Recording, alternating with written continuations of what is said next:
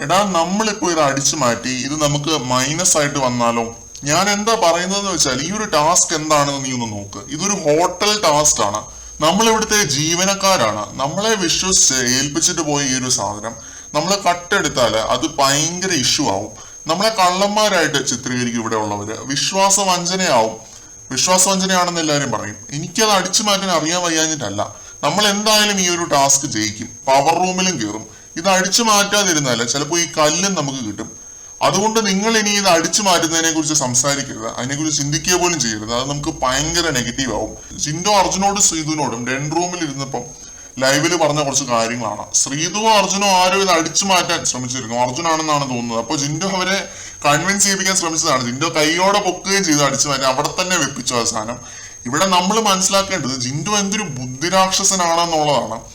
Audience ഓരോ കാര്യങ്ങളെയും എങ്ങനെ നോക്കി കാണുമെന്ന് വ്യക്തമായിട്ട് പുള്ളിക്ക് അറിയാം. അത് വെച്ചിട്ടാണ് ഓരോ ചെറിയ കാര്യവും ജിൻഡോ അവിടെ ചെയ്യുന്നത്.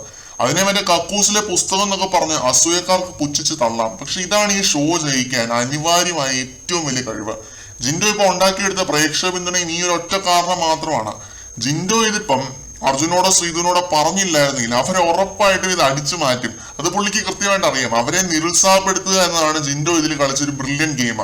അവരെ നിരുത്സാഹപ്പെടുത്തി ഈ ഒരു കല്ല് ജിൻഡോ ആയിട്ട് പ്രൊട്ടക്ട് ചെയ്താല് ശ്വേത ചിലപ്പം ഈ ഒരു കല്ല് ജിൻഡോയ്ക്ക് എടുത്ത് കൊടുക്കും. അതാണ് ജിൻഡോ ഇവിടെ കളിച്ച ബ്രില്യൻ ഗെയിം എന്ന് തന്നെ പറയേണ്ടിയിരിക്കുന്നു. കൂടുതൽ അപ്ഡേറ്റുകളുമായിട്ട് വീണ്ടും കാണാം.